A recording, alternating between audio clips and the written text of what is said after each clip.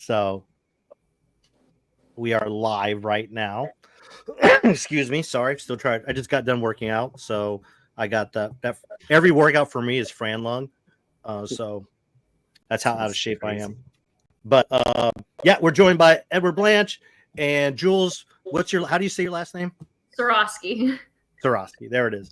It sounds so simple when you see it on paper. It's just like Brian, you always do so good at pronouncing everybody's last names. I'm always impressed when you're commentating. Holy cow. I was in Italy last week and there were a bunch of Greek athletes there. That was tough. That was really tough. And they were giving me a hard time about it, but I said, hey, I'm trying. Yeah. Well, you can do it, right? Yep. So we're excited to have both you guys on. I know for me personally, this means a lot because, those who know my background in CrossFit, it all started with judging. I want to be where I'm at, and Jules knows this better than anyone else because she's seen me from the beginning. So I fully support what you guys are doing. It's just I'm glad that this is happening. But before I just go on this tangent, how did you guys get into judging? We'll start with you, Edward. What's your story? How you got into judging? Yeah, so I was living in Miami at the time, and my local gym was doing a competition, and I didn't particularly want to compete there. I was pretty new to the area. And Ava, who was one of the judges at Wodapalooza, was there. She said, "Oh, you had a good time? Did you enjoy it?" I said, "Absolutely."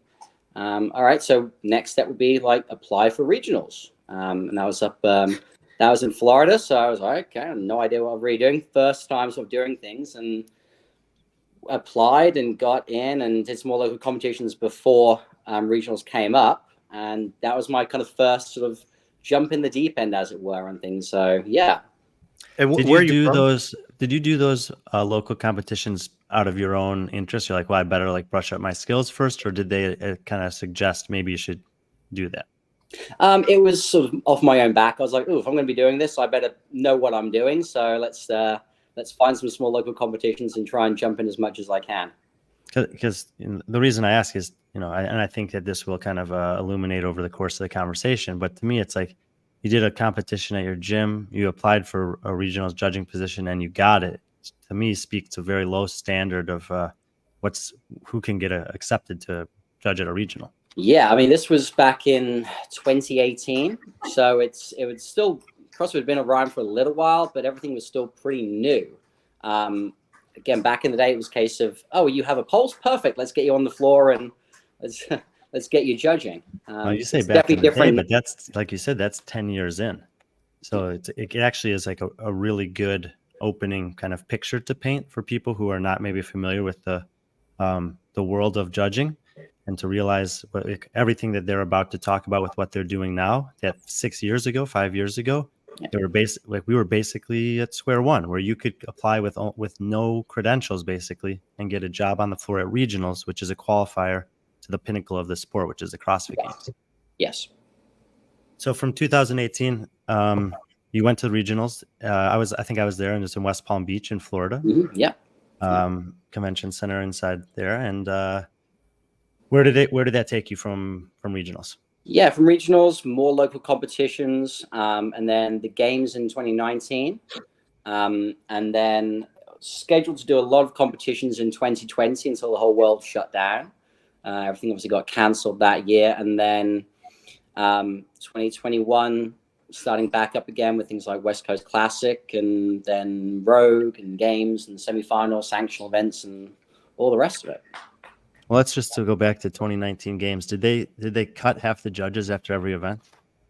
So the first event was that mass everybody on the north field, and they kind of paired off in groups of about 5 for each lane. So that's how many athletes there, but they had one seminar staff in each one with kind of new people, and we were on the field for 4 hours on that first day because there was so many athletes to go through. But after that, everyone kind of separated to their individual teams. So traditionally, seminar staff would be on the individuals, and then the volunteers would be on teens, masters, adaptive teams, things like that. And where did they filter you to? I was on the age group for that one. Although after the first day, they had a few issues and they said, we need someone to help run the video review for a lot of the main floors. And my whole life I've been, I'll have a go. I'll volunteer, no problem. So I said, yeah, sure, I'll do it. So I'm up in there with, I was on watching the cameras, making notes for when anything sort of major happens. So the head judge could quickly look back and see, okay, yeah, they were out of the lane. They're going to get a penalty on that one or things like that. And that's how I kind of actually met a lot of the board members we now have on the AFJ and a lot of the main head judges from CrossFit. Okay, well, let's and then by the time you got back to doing more judging in 2021, you mentioned West Coast Classic, Rogue, a few other competitions. Had the process changed in terms of getting those jobs from that 2018-19, or I shouldn't even say jobs, those opportunities, or was it still kind of like, no, you just apply and even though you have now developed a little bit of a credential base with some experience in legitimate competitions, were there still other people that maybe had little to no judging experience that were getting those jobs on the floor next to you? Yes, absolutely. It was always a case of you just apply on the website. They ask for a few basic questions, things like that, and then they'll make their picks from there. A lot of the times they'll say, hey, have you worked with anyone in the past, or is anyone you particularly would like to work with? And they can potentially maybe then reach out and go from there. But from that point of view, I'm not really sure what their process ever really was. And I mean, some of those competitions are within the CrossFit Games season. Even the West Coast Classic that year was one of the semifinals, but Rogue has never been a part of the CrossFit Games season. No, do you have any kind of, or can you provide any insight in any differences in and out of CrossFit Games season competitions when it comes to selecting judges? Yeah, so every competition runs their own process. They'll have their own head judges, their own competition directors. And they'll typically run things the way they want them run. What you will find, though, is judges were always in the background. We're never full front. You're not going to see, you shouldn't be seeing us, is what we always kind of go for. But if you look closely, you'll see the same group of people who will be at Wodapalooza, who will be at the semifinals, who will be at the games, who will be at Rogue, who will be at TFX. They'll be at a lot of these competitions because it's our passion. So it is quite a tight-knit community, and it's kind of, when you're in, you've been they've looked at you, they've seen what you can do, and you start to build that sort of reputation. Yeah, and so, I mean, this is just a kind of if people are not aware of it, if you're running a competition and you get a variety of different applications to judge, there's a group of judges out there that is well-known, or the names are recognizable. So you might see 15 to 20 of those, and you'll say, it's kind of a no-brainer. I know they have the experience. And then you just have to fill it in from there with who's available that weekend. Exactly.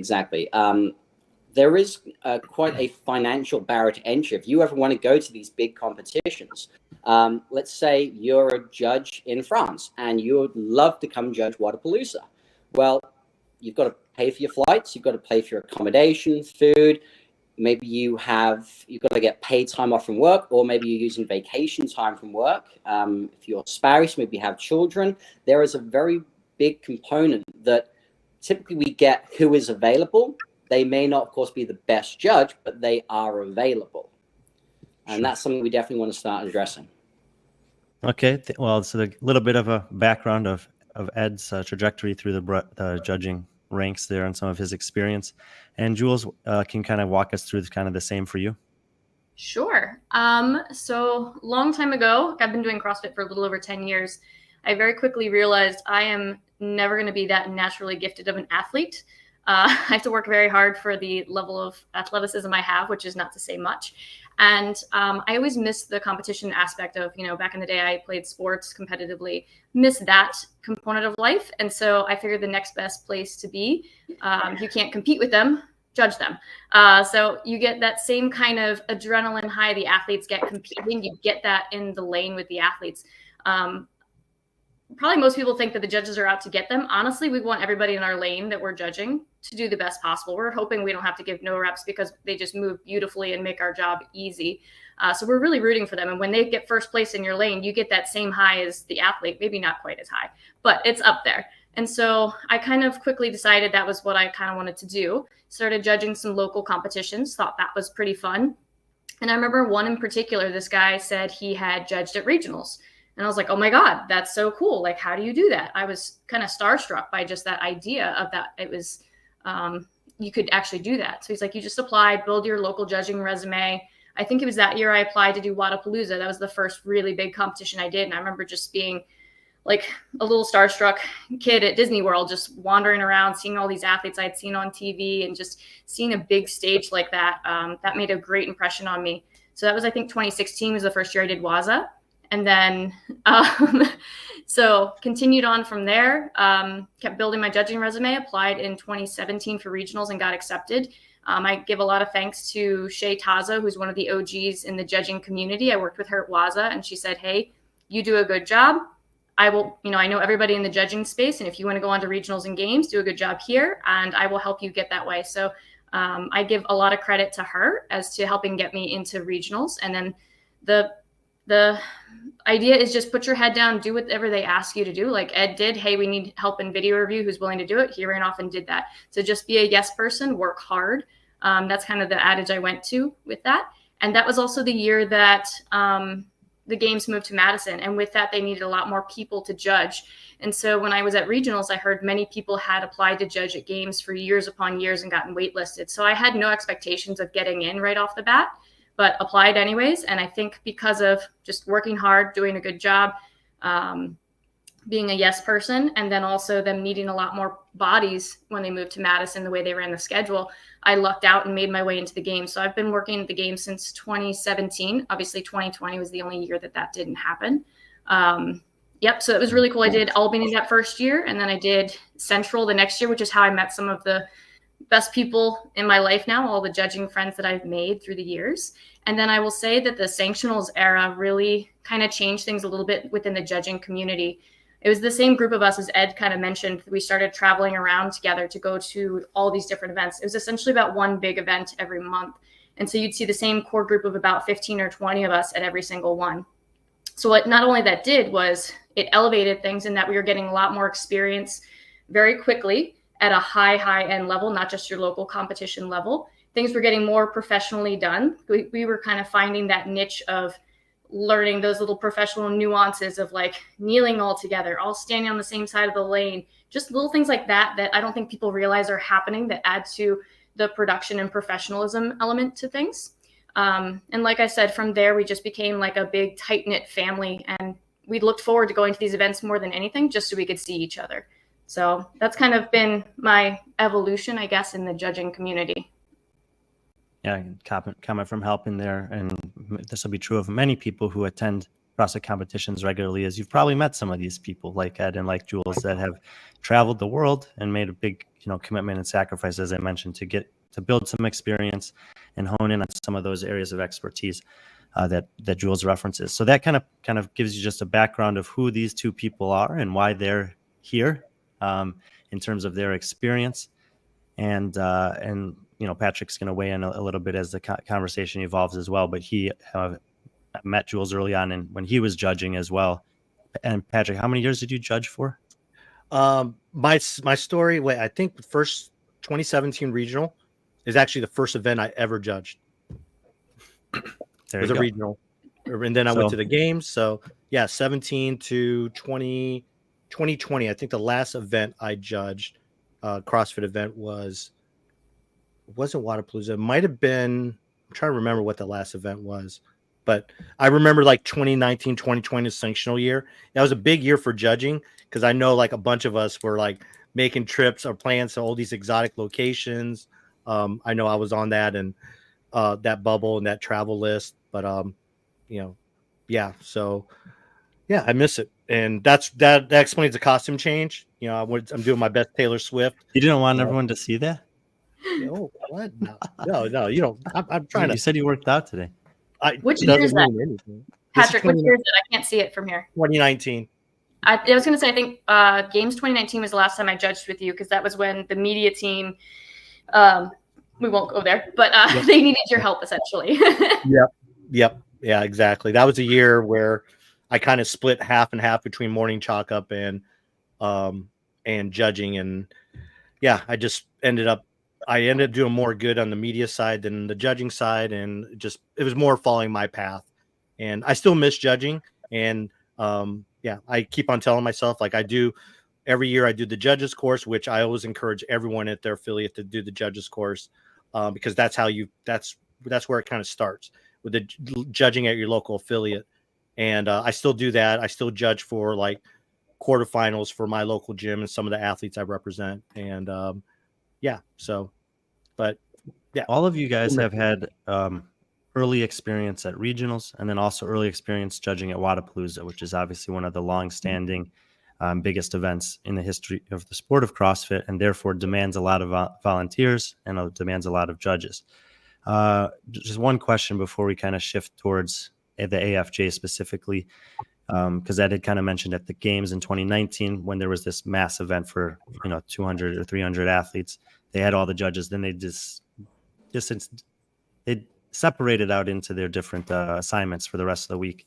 At Wodapalooza, what is the kind of the process of deciding which judges will judge where, given the fact that there are 3 floors happening at the same time for 4 days in a row? So that's actually changed throughout the years. When I first joined Wodapalooza, it used to be you were on a team. Like, for instance, my first year I was with Shay, and Shay ran a team of judges, and there was at the time there was 3 stages. It was Bayside, Flagler, and Tina Hills. So there was 3 different teams running, and every day you rotated to a different stage. So like, let's say Friday we started on Tina Hills, and then Saturday we were usually on Bayside. Shay was one of the OGs with Waza, so she kind of got what her favorite was, and she always loved to be at Bayside on Saturday. So I remember that. And then we'd always finish Sunday on Flagler. So you rotated. So you got a little bit of everything, which was always kind of fun, a change of scenery every day. Now, the way it's been since, I want to say 2019, since the sanctionals era, it's each stage has one team that stays there the whole time. So yeah, that's kind of, a lot of the people seem to work the same stage each year, but sometimes people get moved around a little bit based on needs and things to that nature. So you're not rotating with a division. You're just on a stage as all the divisions cycle through that stage. 2019 20 were special. Yeah. So because it was a sanctionals era and there was so much at stake, they put together a quote unquote sanctional team of judges. So they traveled around with the elite athletes to judge just them. So they would kind of come into each stage, and then depending on the judging needs, if there's more judges needed, some of the top performers from each of those stages would help out to fill in the gaps of where maybe that sanctional team didn't have enough judges for the floor. When you say top performers, how was that evaluated at the time? There's never really been a very formalized process, which is one of the things we're trying to help alleviate that. But it's essentially you watch these judges and you can see who's making the consistently good calls, who's having, it sounds like a small thing, but it's actually quite huge, is the visuals, the visual no rep, the visual 5-rep countdowns, the helping athletes move through the floor in the flow of the workout. All of those things add up to being a really good judge versus just an okay judge. And those are the people that you can usually pick out when you watch them for a day or 2 in a row and help move them up to the next level. And back in that time, you mentioned Shay, and I'm sure that there were some others like her as well. Were those the people that were kind of observing and making those observations about the judges that were having consistent excellence? Yes, they're definitely part of it. So generally the triage, so to speak, or hierarchy, I guess is probably a better word, of judges is there's the head judge, usually have a couple assistant head judges, and then team leads. The team leads, I would say, are probably having the most impact on who's getting selected for that kind of thing, because they have a team of, let's say, 15 to 20 judges versus the whole stage might be, in Wodapalooza's case, 60 to 80 judges. That's a little bit too much for one head judge to really keep tabs on who is excelling. Cool. I think that that helps just give a lot of context of some of the key points of what you guys have created as far as AFJ goes. And I think it's notable also in just hearing this kind of the stories of you two evolving through those competitions and over those years is, like Ed said, I just say, yes, I take some chances. I'm willing to do it. And as a result of that, you get experience in a variety of the different domains. And I don't know if everyone who watches CrossFit competitions understands that it's not just a group of judges that at a competition, they are segregated into various roles. And you have those head judges, those team leads, those video reviews, and obviously the people on the field making the calls as well. So I think that is helpful in terms of a contextual standpoint. So Thank you guys for that. We'll kind of shift gears here. Obviously, this AFJ was kind of soft announced and then announced within the last 4 to 6 weeks or so, depending on when you were hearing about it. But this is not this is something that you guys have been working on for a while. So where did the idea kind of start from? And can you guys can feed off each other, or one can take whatever. Kind of talk us through the evolution to get to where we were 2 months ago before this went public? Yeah. So the initial sort of seed for this started a little under 2 years ago. It was right before the MAC, Syndicate Crown, that sort of area of the sanctionals. There was a lot of sort of negativity on Instagram, YouTube, Twitter and stuff on quality of judging, bad calls, missed calls, standards being kind of let go here and there. And the group was kind of just sort of chatting around, talking about that. And then shortly after, I started writing what would become the Judges Advocacy Group white paper.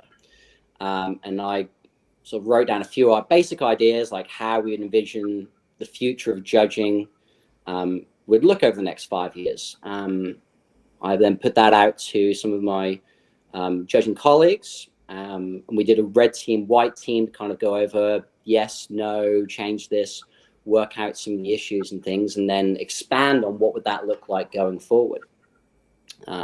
After about 8 months or so of that, it was in a good position. I sent it to a number of different people in the CrossFit space. So people who run training camps, commentators, YouTubers, the PFAA, so it was one of them with Seroskie. And just kind of get their thoughts, feedback, and ideas. Are we onto something? Are we completely completely off with this? And the overall feedback was overwhelmingly positive. This is fantastic. This needs to happen.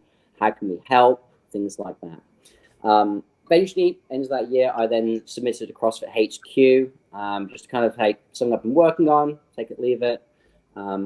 And we ended up having a bit of a dialogue with a few of with the people at CrossFit HQ. One of the big questions that came out of that was, well, okay, if you have this group of judges, who runs it? Is it CrossFit? Is it an independent group? Is it some sort of hybrid approach? And so I spent the next sort of 3-4 months sort of marinating on that. What does that look like? Like, if we have this group, how is it being run? Because CrossFit's not just a North American thing, it's internationally. So we've got to be able to make sure we are inclusive of everyone. Reached out to my red team and white team. Would anybody be interested in working with us on this? Reached out to Brent Fikowski, the PFAA, with Grace, and we've had several fantastic conversations. And then reached out to Gretchen Kellerberger at IF3, had some more fantastic communications with her about how they've set themselves up trying to push the sport of fitness into the Olympics. And eventually we sort of came up with this idea of, well, how does the structure of the AFJ look? And so we've set ourselves up as a 501c6 California-based nonprofit. And that's really what this should entail, is that we're not in this to make money. We want to push the sport forward, make sure the judging is to a high standard. What's that look like for education? Because most of us didn't receive any education when we first started judging. It was, here's your scorecard, here's your lane, off you go. So the education component was going to be a major part of that. The second part was really coming into, well, conversations with competition teams. So what do they need? How do we make their life easier? Finding judges, liaising, mentoring judges. And then lastly, well, we've got to find these judges. And there's no one place that you can actually find these judges. Every competition runs their own way of... Like athletes, they're everywhere. They're everywhere, right? We're everywhere. But every competition has their own way of like, hey, come to our website, fill out the application form, and we'll be in touch. But we want to be able to kind of condense that into one find-all location. You approach us, you say, hey, we need judges, and we'll be able to help you out with that. And Jules, anything you want to add just off the bat there? No, I think he's hitting all the high points. This is usually his domain, is the big picture views of where we're going. But sure. So this So you just you got your ideas on paper, you reached out to some resources, got some feedback, went back to the drawing board, tried to address those big picture issues. And in the meantime, you guys are continuing to judge. I know we've seen you obviously at several competitions over the last 2 years. And what were kind of the steps that precipitated the announcement of this thing?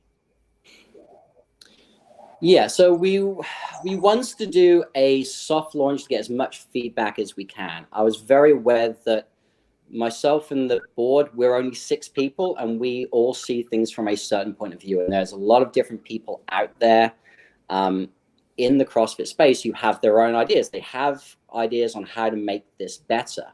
And I really wanted to try and leverage that. So one of the nights at Rogue, we'd organized all the judges to come over to the house. And we did a little presentation. We said, hey, this is what we've been working on the past year. This is what our goals are moving forward. This is how we want to try and legitimize and professionalize this sport from our perspective. We're aware that we're only 6 people, and we want as much information and feedback as we can. So at the end of this sort of mini presentation, we put up a QR code and we said, hey guys, please scan this. Give us all your feedback. It's completely anonymous. Like, we want to make this as best we can, and we need your help for that. Is this QR code still like good? Yeah, and it's also there's a link in our bio of that if you have problems with the QR code as well. But the overwhelming feedback that we got in there, I mean, granted, it was a lot of great feedback, but the number one thing we kept hearing from all of these judges was they want more mentorship, leadership, feedback in particular. That was probably the number one thing I saw across every single survey to some degree, was people want more education and feedback. So that's one of the main pillars that we are trying to help do better with as far as mentoring and growing the judging community. Can I say something on that? I mean, Edward, Jules, we all have someone we attributed like the mentorship to. Like for me, it was Noah Laporta. He was my mentor, and then through him it was Chuck. But with the current state of the CrossFit season now, it's hard to have that mentor because you would only see your mentor, whether it be Chuck or any of those other main judges or head judges at semifinals now. But what about all those other competitions throughout the year? So you kind of almost needed that volunteer mentor that you kind of depended on, and you wouldn't find that. Like Noah stopped judging, and I didn't have that mentor anymore. But what I did have was I had a great group of people like yourself, Jules, Twee, all those, and we all like collectively mentored each other and gave ourselves, constructive criticism, and that made us all better. And obviously, you guys have kind of taken that model and ran with it. So that's what I think. I think that's the part that I greatly appreciate and I understand, especially since 2017, I've never judged not even a local competition, threw my name in a hat just because why not? I had my L1, why not? And I got picked for regionals, and I show up at regionals and had no idea what the hell I was doing. And then I got picked for games, still didn't know what the hell I was doing. But I started gaining experience from doing that. But now with so many competitions out there, especially in the off season, you guys are providing that. And I think it's important that everyone finds that mentor, and what you guys are building, especially through the directory, will allow that. And it's something that CrossFit's never had before. You only waited until the games or regionals, and that's when you got mentored. And I love that note. Thank you, Patrick. One of the things that we're doing because of all that feedback, exactly that note, is that we're creating an advisory team for the competition component, where essentially there'll be a bunch of these people in that survey said, I want to help, tell me how I can help. And they wanted to be mentors and things like that. So that collective group, we're going to turn into an advisory team where they go to these bigger competitions. Let's use like Wadapalooza, for example, or like a semifinal or something. And that person's sole job at that competition is just literally to give feedback and be that mentor, not to help pick lanes and make sure everybody has their lunches and things to that nature. They're just solely there to give feedback. And we've been working on creating some kind of objective way to give that feedback, because judging is, by nature of the word, it's very subjective. So we're trying to give more black and white kind of answers to what did you do well, what did you not do well. And while that doesn't necessarily equal that you're a good judge, but if you have a collective bunch of yeses on all those columns, you're probably a good judge, but it gives more specific feedback. But yeah, that was always my my thing when I was starting. Is my background is in the performing arts, so dancing, circus performance, things like that, and we thrive on feedback. And I never really got that much apart from good call or you missed this call. It was always very much that was it. There was no, well, why was this a bad call? Why did I miss that call? Or could I have been in a better place for that? Was there something that I missed in the flow of the work? Or was there some nuance that I potentially missed? So it's trying to encapsulate all of that and get it into a simple form that is binary. As Jules said, judging is subjective. We are judging to see, was that good, was that bad? So there's always going to be that discrepancy in there, but how do we get the overall picture to be consistent? I want to back up, Ed, to something that you do, or this thing that happened at Rogue, and a couple of questions there. First of all, why did you pick Rogue? So Rogue is probably the highlight of the year for most judges. It's the one that everybody wants to do. Like, everyone wants to go to the games, and we'll have hundreds of judges at the games. Rogue, there's 40 of us. It's a really, really small group of the best judges from around the world. We have people from Europe, Asia, South Africa, Africa, South America, and they are the best judges. Like, you will see them at all the local all the competitions on different levels, and it was their knowledge base we want to tap into. There is a big brain drain in judging. People get burned out after a few years. They're not finding that things are moving the way they should be, and they just take off and leave. And that fills a vacuum that then has to be filled on by these new people coming up, and they're all starting at square one.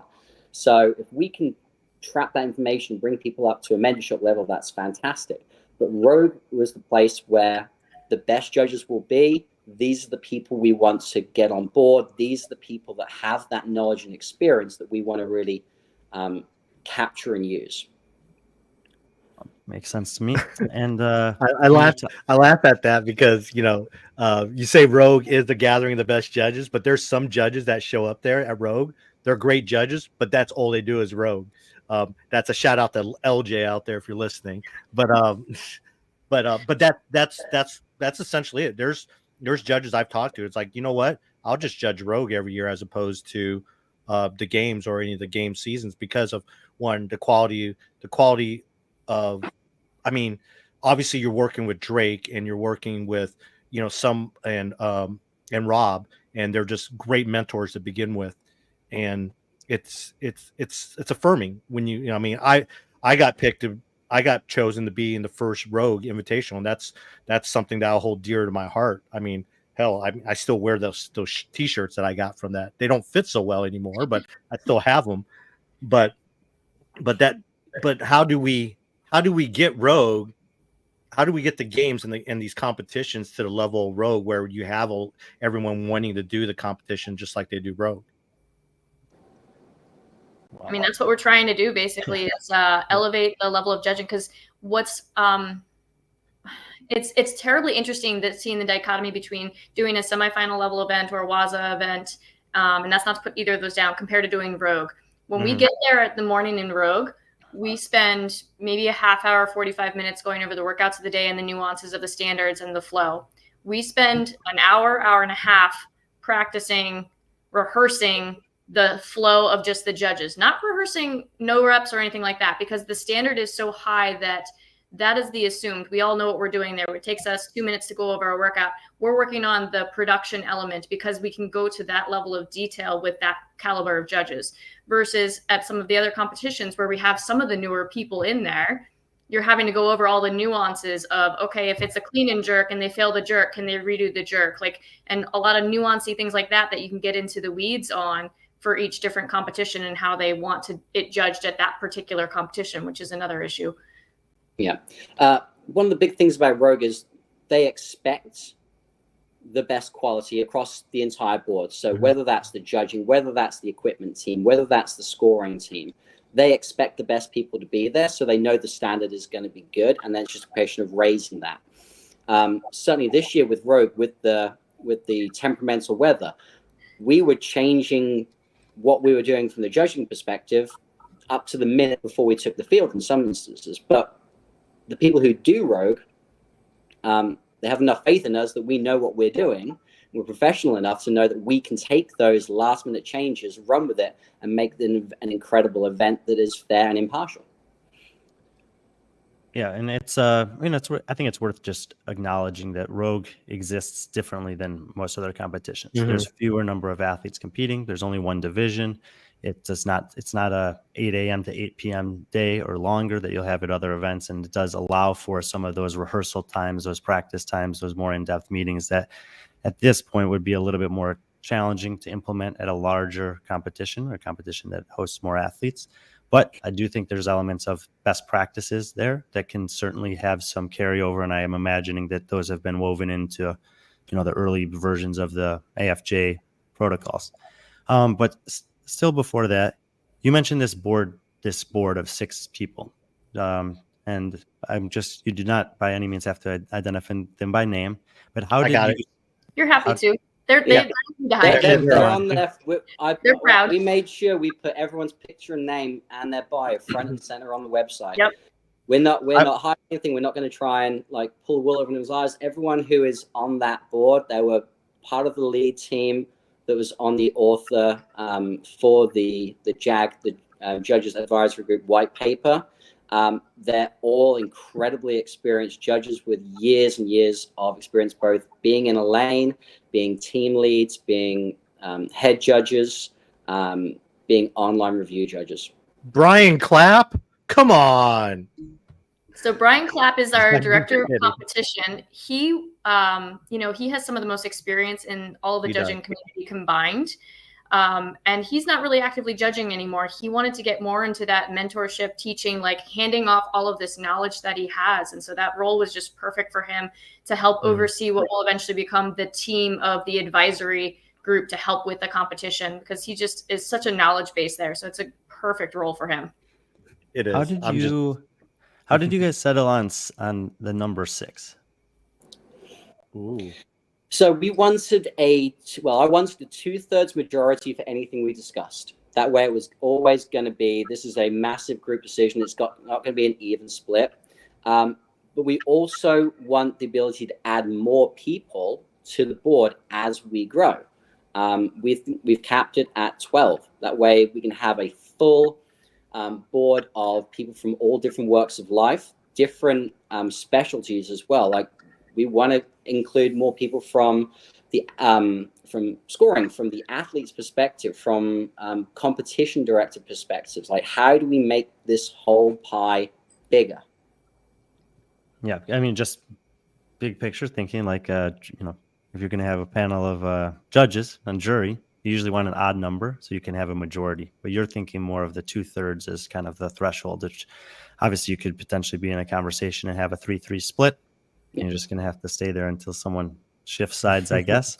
Well, we just got to continue the conversation and find what works. Right. It's not a zero-sum game. There is not a loser in this. If we all work together, the whole sport gets better. And everyone in the future is going to get better from it, from what we can hopefully do. And I also see this as this grow, as we all hope it grows, that you will have to maybe create a number of other positions beside the 6. You might need someone. Right now, I know most of you guys are wearing multiple hats, whether it be someone in charge of media or PR or something like that, or marketing. That could probably fall under treasurer. But as you grow and as you expand, so there is a possibility of that happening. So what I think you're saying is that right now 6 is a good number, but obviously there's just like in anything that there's room for growth. Yep. We intentionally wrote into the bylaws that the maximum was going to be 12, so we wanted to make sure that there is room to grow there. Mm-hmm. Yeah. There'll definitely be room to expand on this in the future. We started off with 6. It actually started with me, and then it started with myself and Jules, and then we're like, okay, well, and then we reached out to some of the people who were also the lead authors on the paper and things, and we just sort of said, hey, this is what I'm trying to create. Are you even interested in putting in your spare time? because we all have full-time jobs. This is definitely not paying the bills. This is, I would say the budget this year is whatever I have in my wallet right now. So everyone's volunteering their time to try and get this as good as it can be. And 6 was a small enough group that we can all kind of delegate things that we can focus on, but without it getting so big that it all gets lost. Yeah, and I mean, we can say for sure all 6 of those people are have a ton of experience. We've seen them around for a long time, judging, head judges, variety of different roles. Were they did they apply for these positions, or were there other people that maybe applied, or was it more of a hand-picked kind of a thing? Hand-picked for sure. It was a hand-picked group, yeah. And one of the reasons that I ask, and it's like, and Ed mentioned this a while ago, is that there has been, and I think some people who are maybe well invested or interested in the sport will be aware of this. There has been this kind of, I would say, kind of a dichotomy in the judging community, where primarily in the elite individual division at the CrossFit Games, the judges historically have been level 1 seminar staff. Is that a fair general statement to say? Yes. Yeah. And most of those judges don't spend a majority of their off season pursuing opportunities to judge off season events. Is that also kind of fair to say? I would agree, yes. Which makes sense, because a lot of the times during the weekends, they're doing something else, which is teaching the level 1.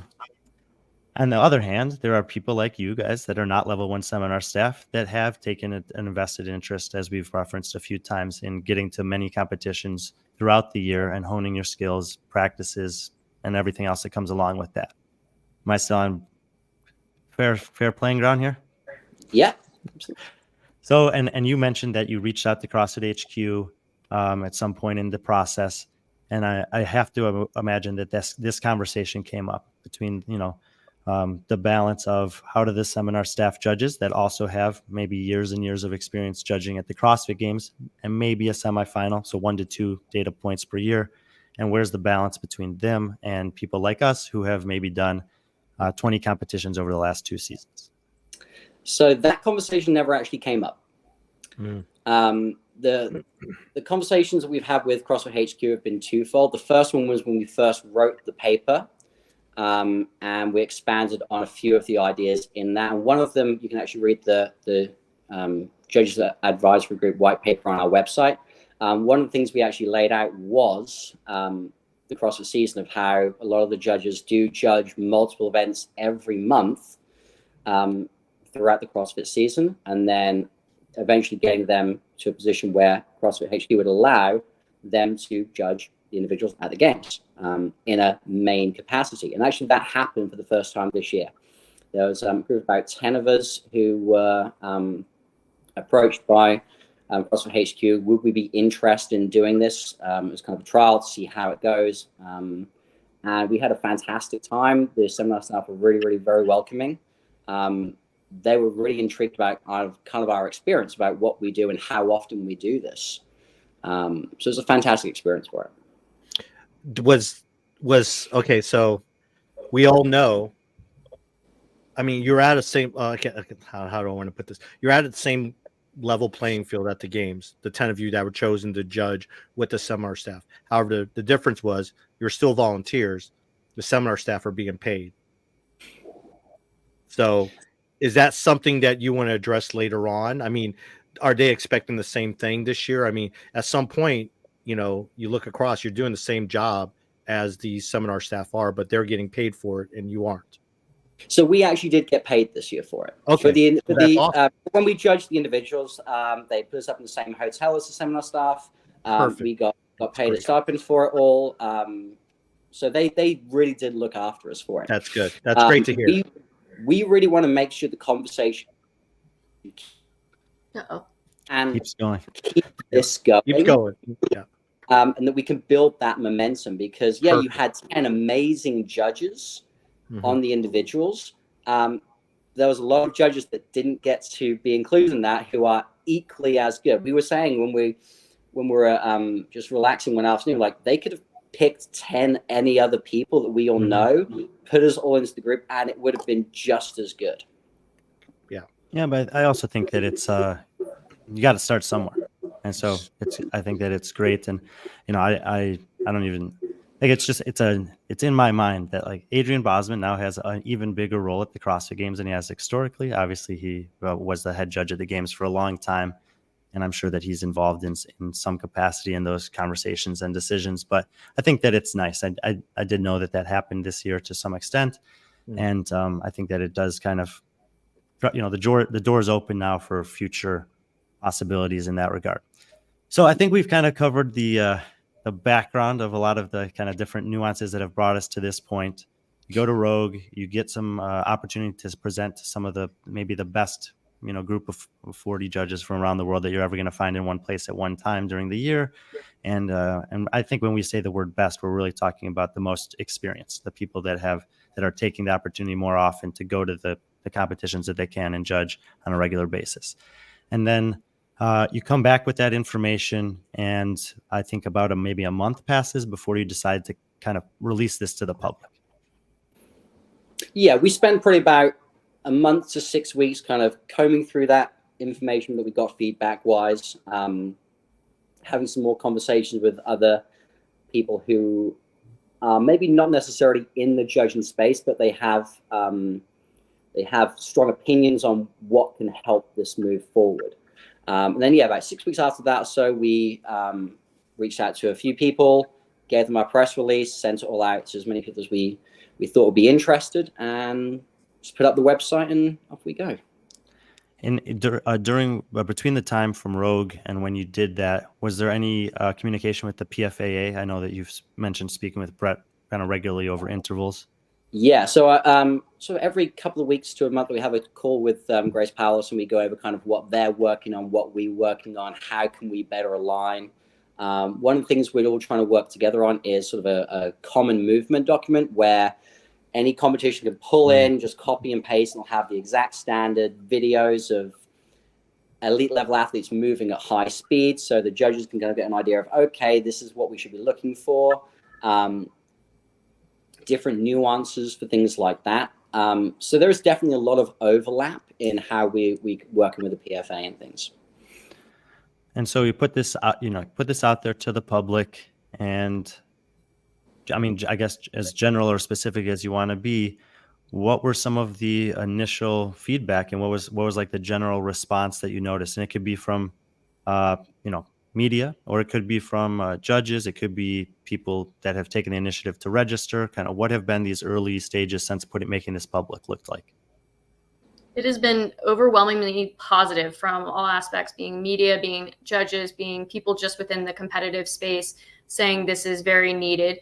We have heard some feedback of, some concerns of other judges who have tried something like this in the past and maybe gotten much traction. So they had their concerns about us repeating that. I think, though, between all of our experience that we've had through the years, having multiple people, backgrounds, and everything like that, I think the time and all the stars have aligned for this to be a great success within the community and the sport as a whole. So, I mean, the combination or partnership with the PFAA, I think, has been massive for us to make sure that we're aligning with them in regards to bettering the sport and professionalizing it. And I think that's a big change from what has happened in the past when other people have tried to get this kind of thing off the ground. And within the context of this, like agreement or collaboration with the PFAA, we also know that the PFAA has made some collaborations with Wodapalooza, which we've mentioned as being a breeding ground or origins for a lot of people in the judging community anyway.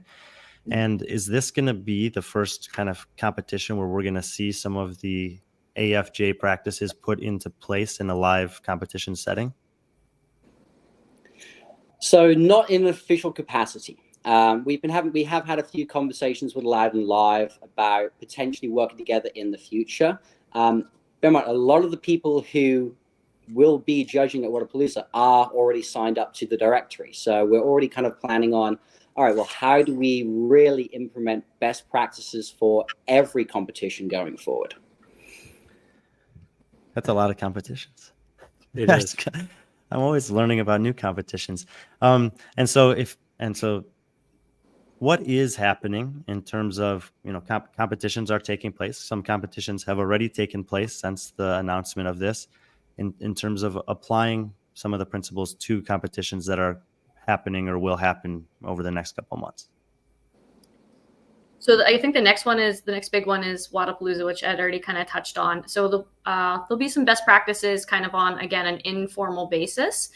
This is also a good chance for us to kind of work out some of the kinks before we're working on an official capacity with some of these competitions, because we have our ideas of how it's going to work from all those years of experience, but the best way to try it out is to try it out and see what happens. So our plan is to, with a lot of the people that are already in the directory that are in some type of leadership capacity and going to be at Wodapalooza, utilize some of those strategies that we're trying to implement and see how it goes. And then there's a bunch of other competitions moving forward that we've been in touch with, trying to coordinate, working with in some capacity, whether that's the liaison, whether that's helping staff them with the actual head judges, assistant head judges, and so forth. And you had said, Jules, that there's been an overwhelming positive feedback from all of the entities involved, but obviously the competitions also need to have some kind of buy-in. As you're reaching out to them, they need to be willing to take the chance, or give you the chance to go out there and put some of those into practice. And has there been, it's clear you're having those conversations. Are there any competitions that have already kind of committed to working with you this upcoming season? There's quite a few that have said that they want to, and we need to work out the details. No contracts or anything like that have been signed, I guess, formally to say not yes to that question yet. Yeah, there's a couple in North America we're in constant talks with. There's about 8 to 9 based in Europe. Again, it's the holiday season. No one's really doing anything concrete right now. So we've got a lot of calls scheduled for the first few weeks of January. And regardless of if those competitions commit to whatever those agreements might look like, are there still things that, now that the AFJ is established, has that nonprofit label that you mentioned, and is like, it's up and running for certain purposes? Like, are there things that you are doing currently to kind of push forward some of the initiatives that you want, even if the competitions don't necessarily say, yes, we're in this year? Yeah, so there's 3 sort of cornerstones that we're working on: directory, education, and competition. The directory is the first one we've really established. Is people have to submit their information with basic information. Where are they in the world? Do they have an L1, L2, L3, L4? What have they judged the last 3 years? And there'll be a big old checklist for what that is. Do they have an IF3 certification? All this information is then vetted. So we'll check that information. We'll check CrossFit's website. Do you actually say you have your L1? Do you actually have your L1? Mm-hmm. It says you did the judges course this year. Did you actually do it? So we'll vet that information. And if someone says, "Oh yeah, I was at Rogue in 2023," we're like, "Were you? Let's just check. Who was your team lead?" Okay. Oh, you weren't actually there this year. You were there previous year. Excellent. Who was your team lead? We need this information so we can actually make a vetted database, so that no one's creeping through on, "Oh yeah, I was with that person and they'll vouch for me." No, we need concrete information. We want to make sure that the right people are where they need to be. Then eventually we'll start reaching out to their teams and they say, "Hey, was this person a good judge? Were they where they needs to be? Did they make any good calls? Did they do anything really bad? Did they annoy head of scoring or something like that?" All these little things that give us a good picture on how do these people to work with. Are they a good judge? Are they dependable? Are they reliable? Can they be depended on to make that difficult call when it's the last heat, lane 5, and the last movement, when like, "Oh, was that a no rep? Wasn't it?" Are they going to be able to make that split-second decision and make the right call? So that's the directory. How I understand it, this is a collection of judges who are interested in becoming better judges. They can document their experience, both live and like online, if they have any experience with that. Yeah, absolutely. So that's going to lead into sort of the competition side of things. One of the big parts of competitions now is an online component, whether that's the online quarterfinals, the last chance qualifier, the queue for Rogue. More and more is depending on making sure you get a good score, making sure you don't have any penalties. And last year, we worked with CrossFit Mayhem and Training Think Tank as individual judges, and supplied them with judges for their online quarterfinals for the CrossFit season. And we're planning on doing exactly the same this year. We're already in discussions with a few other training camps to provide judges for their athletes as well. Does that have to be limited to training camps, or could I coach at CrossFit Charlotte? If we reached out to you and said, "Hey, we'd be interested in having 2 or 3, accredited judges that you guys recognize come down for the Open," is that something that you could do at an affiliate? Yeah, Absolutely. Go for it. I was going to say, we're just looking for at this point when we're working with the training camps, whether that's an affiliate or an individual athlete that maybe isn't associated with a training camp, we're happy to provide judges. At this point, we're just asking that you cover their travel to get there. So ideally, they'd be local, but to be honest, that's going to be a rarity where they literally live right in the same town. So yeah, just trying to cover the cost to get the judge physically there and accommodations, and they're more than happy to. We're more than happy to accommodate that. Yeah, I'm going to ask this question because people have asked it of me, and sometimes in an accusatory manner. And I think that Ed's already explained this to me in a different conversation. But there are some people under the impression that, oh yeah, well they sent judges to Mayhem, but they were still Mayhem athletes still got penalties there last year. What was like? Yeah. What just fill people? So Mayhem's the perfect example. So Jules and myself went to Mayhem last year for the online quarterfinals. Unfortunately, we were a little delayed with traffic, so we missed the initial announcement, and a few of the judges went off in traffic. I love that. I live here in LA, don't know if you know, and traffic is not great here in LA either, so it's a bit typical. But a few of them went off and did the first couple of workouts on their own. Jules and I hit up the other athletes and we judged them. And then as the weekend progressed, we judged more athletes, but we had a clear picture of who do we judge for each workout. And then at the end of the competition, we went back and we were like, okay, well, we had these athletes for this event and we didn't for these ones. Let's have a look at where the penalties occur. Between Jules and myself, we had one penalty that we knew about as soon as it had happened, and we were able to brief the athlete on what the ramifications of that would be, what their new time would likely be, and where that is likely to put them in their particular region. So out of 10, 12 athletes. Actually, we had 16. Yeah. We had one penalty for the people that we judged. When it came to the people we didn't judge, was it 8 or 9?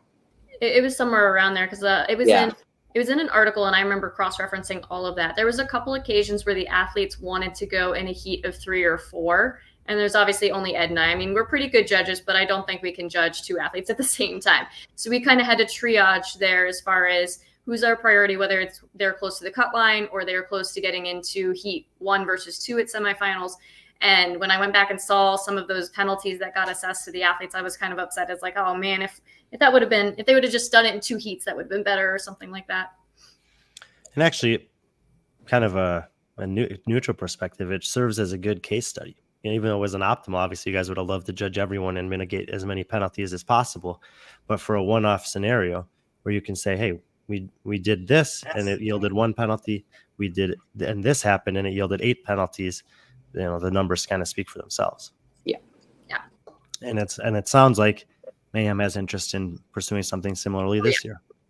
Before we even left the venue, they already asked us to bring back 2 more judges next year. So there was 4 of us. I could not have been happier with how that experience went overall. Mayhem is obviously a pleasure to work with. I've worked with them for years doing last chance qualifiers with them, but we just felt very appreciated by the athletes. They loved that we ran basically a mini athlete briefing before each heat of them went, going over standards, nuances, what you would look for upon video review, because I've been part of the video review team for years for the CrossFit Open and the quarterfinals.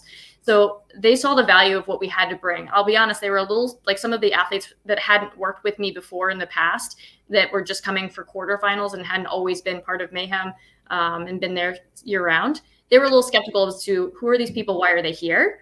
But by the second day, they saw what value we had to bring, and they were, all game for asking us questions and having us help out. I mean, I just gonna say like this, especially considering what the season looks like this year. quarterfinals has been pushed back a little bit. The window between quarterfinals and semifinals is tight. The number of athletes qualifying in the major regions is less. The pressure on the CrossFit Games team to get the review process right of quarterfinals this year is as high as it's ever been. An opportunity for something like this should greatly reduce their stress. If I was the CrossFit Games review team, I would be like, hey guys, if you have athletes, a lot of them especially that are competing and have a chance to make the semifinals, maybe you lean on the AFJ here because the numbers are pretty good. I would even say, and maybe if I'm speaking something that you already have planned, you could actually outsource your team, because a lot of the people that you have in directory have been a part of the video review team. And we've heard in previous discussions from CrossFit that their team is very small and that it takes a lot of time and quality, and that everyone that's involved with the video review, well, for the most part, are volunteers. But this could be an opportunity with that tight window that you can leverage that and say, hey, outsource it to us. We're a nonprofit, this is our fee, and we'll do the video review for you. So that way you can concentrate on other thing. And anything comes back, if there's any negativity, we'll take the blame for that. You could act as a third party for that. I love that idea moving forward. I don't know that CrossFit is ready to sign on for that yet, but I love that idea for the future. Yeah. That's stuff that me and Brian have talked about when it comes to media and other things that we've done regarding like competition, consulting and stuff like that, where you guys are providing a service. And CrossFit has admittedly said that they are understaffed and doing something. And when you run something like the Worldwide Open that has 300,000 people, doing it, and there's money on the line even for the Open, and there's game spots on the line that they need people. They need, and you guys have the people. You have the directory. So. And one of the ideas we have, this is a very long-term vision. This isn't happening anywhere in the next year or 3 years. But we would love, as part of the JAG paper, Judge Advisory Group paper, we came up with the idea of different levels of judges. And we haven't obviously put that into place yet, but that's one of the ways that we want to go.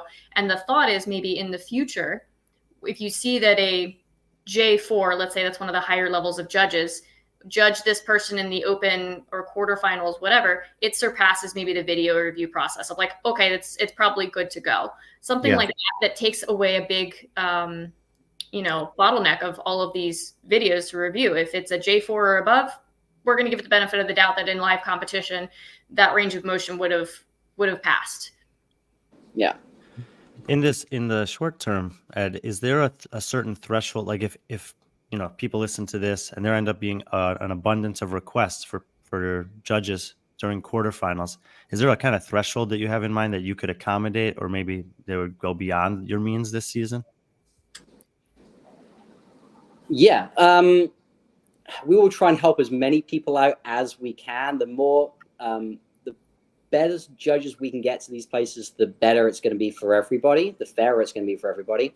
But yeah, there are only so many warm bodies that can go around. And there is also, like I said, if you live in the middle of nowhere and you say, hey, can I have 3 judges? Well, we'll try and get you 3 judges, but there's probably going to be more expense to fly them out because maybe they're not as local as what we'd love to provide.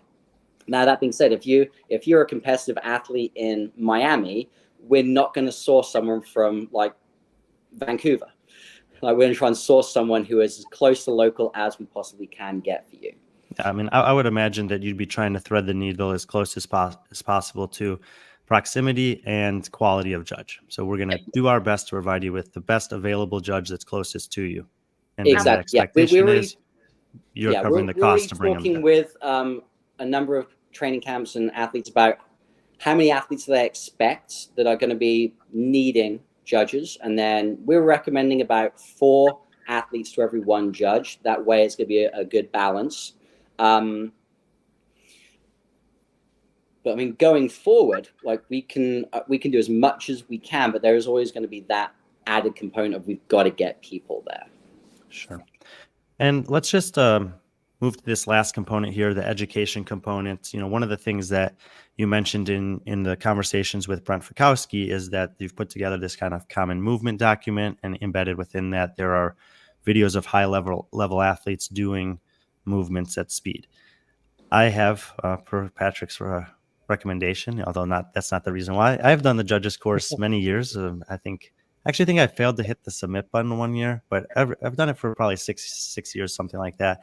And for those who've also taken the course, we can probably say that's not the high speed movement and top elite athletes in those videos. But this is kind of the only entry point that you have is the CrossFit judges course and that's supposed to be your minimum credential for the entire season. So if that was just for the open, I could understand, because you're going to get a huge range of athletes at your affiliate, from maybe someone who's just doing it for the first time to someone who's got the potential to make the CrossFit Games. But if you're talking about this is my opportunity to have a judging credential that could last the entire season, it feels like that's not good enough, that course on its own. You don't have to agree with me on here on that, but what have you guys kind of sought out in terms of education that can help move this in the direction that you want? Yeah, so there's a few aspects of the education that we're looking at. So the first one is already actually live and on the website. So I think there's the resources. A fellow judge, Farron McKay, wrote a fantastic kind of what to expect document if you go to your first competition stuff, and it kind of lays out a rough idea of like what does a competition weekend look like.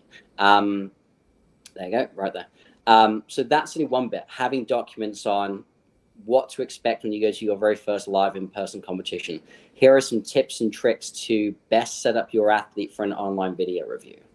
And then we're working on a series of videos. So yes, we're going to try and work with the PFAA on getting a load of videos together of athletes moving at high speed with common movements.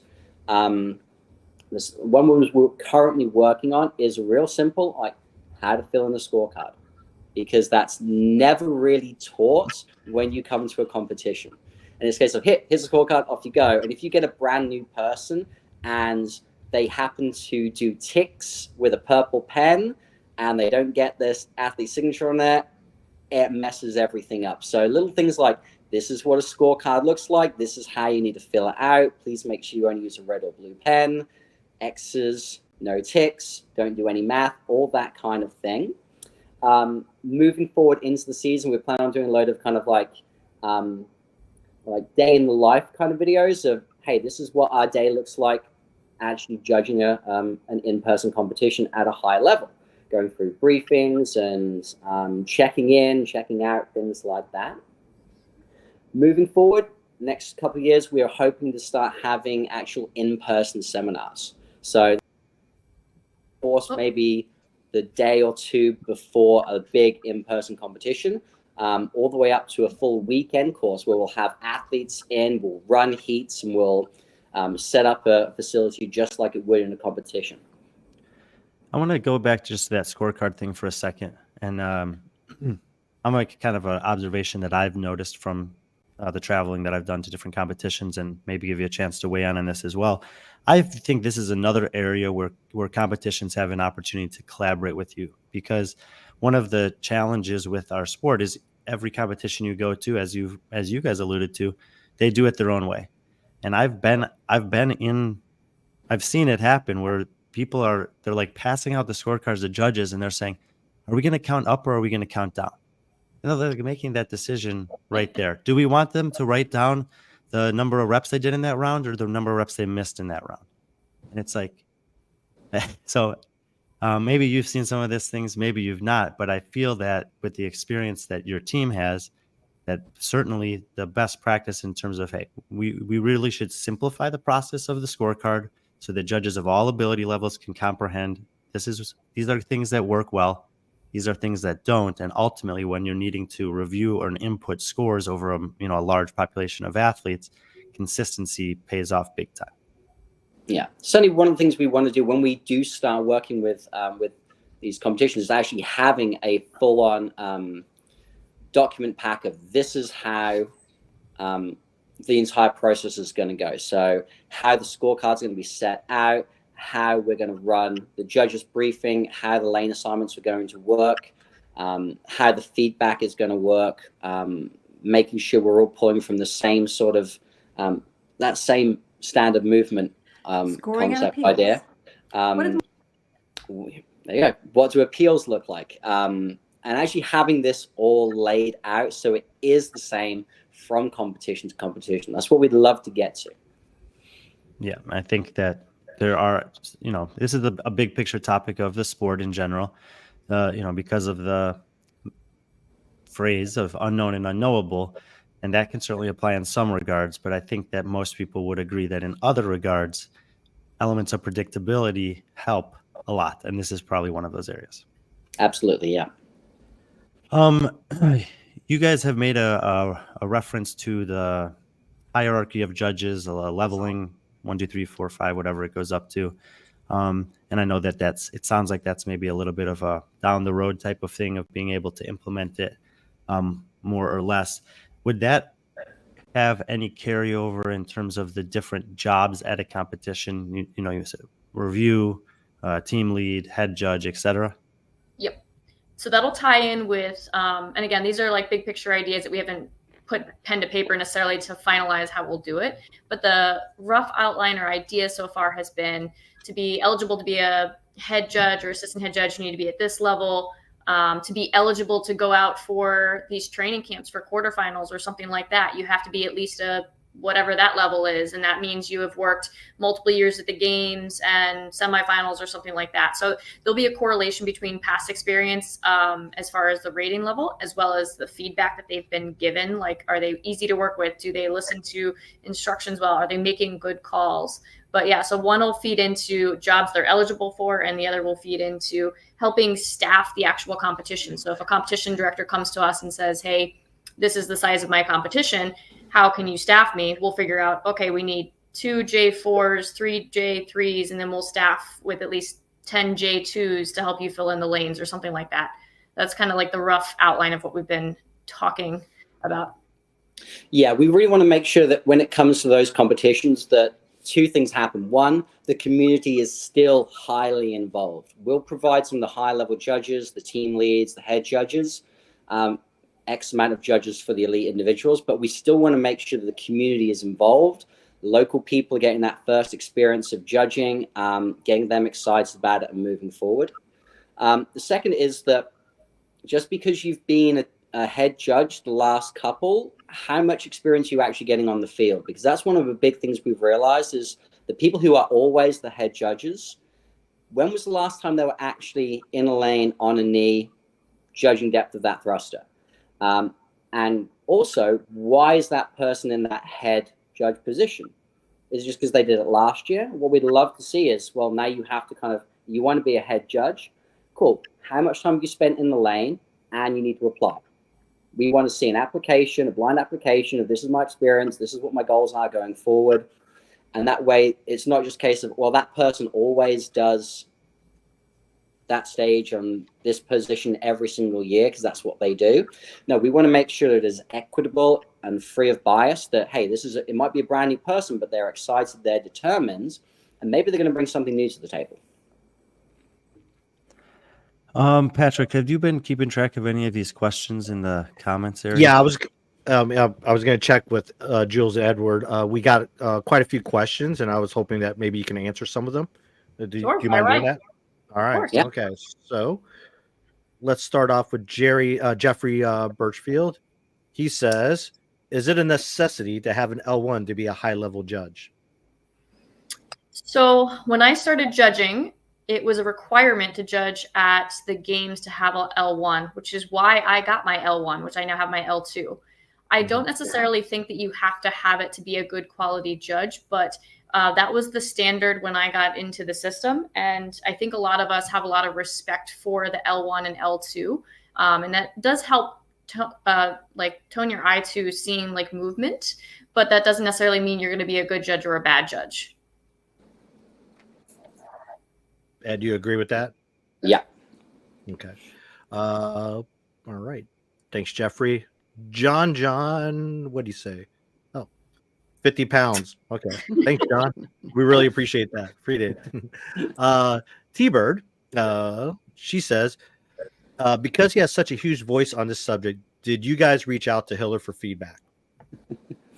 Funnily enough, I was I was actually in one of Hiller's videos. Mm-hmm. In a good way. In a good way, funnily enough. Yeah. Yeah. It doesn't tend to happen, but actually in a good way. Oh, I've been in some of Hiller videos too. So, and I actually had a chance to meet Andrew Hiller for the first time at the games last year. I sent him the same documentation everybody else did. When it came to the JAG paper, I was always interested to get people's opinions and stuff. But that's about it. So I mean, you had mentioned that you reached out to some media, some YouTubers, some athletes, a variety of different people, and he was amongst that group. Yeah, there was about, including commentators, training camps, athletes, there was probably about 30 people that got sent the original Judges Advisory Group paper. Asymmetric ears, says some might be motivated, dedicated, and available to be a judge, but just not have the eye for it. How do you address that type of situation? I think you kind of addressed with that with the education, but I'll let you answer that. So judge, just get out to local competitions, and the more you do it, the better you'll get at it. And that's why we want to also be involved in some of these local level community events as well, and send the AFJ judges so they can help mentor those newer judges, help teach them little nuancy things, and also just get them excited about it. Like when I got started, hearing that this guy had judged at regionals, I thought that was the coolest thing ever. And that's what, cultivated my path towards judging. So, I mean, we want to be able to do that for other people as well. So get out there and do it. Yeah. One of my things I tell my members at my affiliate is, like, how do you get 2,000 hours of experience? 2,000 hours. There's no shortcut to it. It's getting out there, judging, and unfortunately sometimes making mistakes, because we learn more from our mistakes than our successes. But it's, where do we make those mistakes, and do we learn from them or not? And Fight for the Fittest says, as an organization, how are you able to get the financial support to create the infrastructure for support and growth over several years to come? You want that, or you want me to take it? Yeah, it's a very good question. We are a very small group. We are 6 people, and currently we're operating with whatever money is in the bank at the time. Mm-hmm. Yes, we plan to expand and grow. CrossFit and the sport that we all love has always been community driven, and we intend to keep it community driven. Certainly one of the things we do plan on doing the first year, if you are interested in joining the directory, it's going to be free for everybody. After that first year, we will probably have to have a small membership fee, and that will simply go towards things like website support, maintaining the database, things like that. But the goal is always going to be to try and keep that number as low as possible. Mm-hmm. Vetting the fraud applications. Yeah, all that kind of stuff. And certainly our plans going forward with working with competitions, working with athletes for online qualifiers, everything is going to get passed through. And finally, I think this is more of a statement, but I think you guys can address this if you want. The hardest thing I find about judging is giving feedback on a no rep and keeping the count. Any recommendations? Everybody has their own system. The system that works for me, and I think a lot of other judges too, is I actually am counting on my hands on my side. If you ever watch me judge, you might see like this next to me. And that's so that if I give a no rep, I still remember, oh yeah, that was 8. So I don't screw that up. Everybody has their own way of doing it. That helps me. So yeah, we also get bits of scratch. I always keep at least one sheet of scratch paper on my scorecard, so that if it's, say we're counting 300 double unders and they trip, I just do a quick mark of what that is. You develop your own kind of shorthand very quick. When it comes to like actually giving a no rep and an athlete sort of saying, well, why? Just like you learn on your L1, make it short, make it very precise, and make it obvious for everyone. So no rep, depth, no rep, lockout. And then from the same person, and I don't know how involved you were on this, but TTT said they had judges but still got pinged. I remember hearing something about that, but I imagine it's probably the similar situation that you had at Mayhem. Yeah, so there was a couple judges there. One of them is on our board. The others were just kind of happened to be local, and like one of them was somebody that was going to be there doing quarterfinals themselves and happened to used to judge years ago. So like they all helped with it, but it was in a much less formal capacity. But still, it helped the situation overall. But there wasn't the same organization that we're trying to do moving forward. So yeah. And finally, I have a question for you. Do you have a favorite event that you've judged? I mean, you've obviously said Rogue, but like which event was it and why was it, why was it amazing? Like I have one for myself. Yeah. Okay, I think I have my answer. All right, go, Jules. This is a long time ago. So this is the 2019 Rogue. And one of my all-time favorite workouts ever is Amanda. I don't know why, but that one just kind of resonates with me. Oh, I know why. Yes, I remember that specifically. The first year at Rogue, the Legends competition where they actually made them compete against each other, which I think they should go back to doing because that was super fun to watch the competitiveness of them. But anyway, so they did Amanda, and they had an indoor venue and an outdoor venue. And the indoor venue is super tight. It was like only held 2,500 people, and they were like right on top of you. And so I had the pleasure of getting to judge Rich Froning, who is one of my obviously favorite athletes. Very iconic moment back in 2010 when he did it the first time around, but very well-respected athlete among the sport. So I was judging him when he did Amanda and doing the squat snatches. And it was just a really memorable moment because, I love that event so much. And then I also am a big fan of Rich Froning, especially back then. So yeah, it was an epic race between him and Dan. Yes, it was. and he went full through. He went full throwback. He put the headband on and everything. So yep.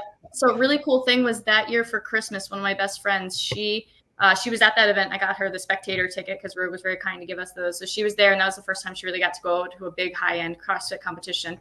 So Rogue put out a really cool media piece of Rich crossing the finish line from that event with his hands raised up. And I'm there in the picture with my little stopwatch watching his feet cross the line. And I couldn't help but smile because it was just like a funny moment. And so they put out that media piece, and my friend got that blown up into a canvas print. And then the next month after Christmas, we were there at the Mayhem Classic, the one year that happened. So I brought it with me and got it signed by Rich. And actually, it's now up in my office upstairs. So it's pretty cool. That's awesome. Getting a scorecard and seeing Rich Froning on it is like, oh, this can be an easy assignment. Yep. Yeah, I think actually, I think I probably have two.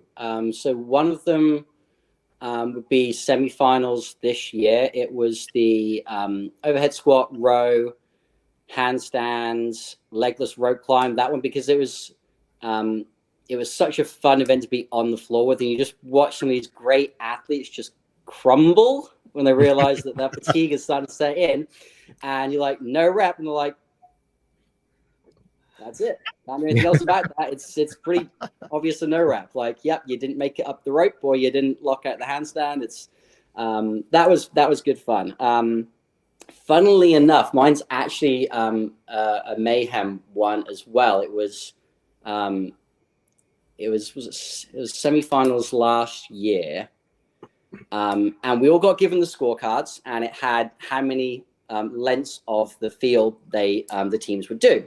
And the first heat, they got like a third of the way through. Second heat, they got a third of the way through.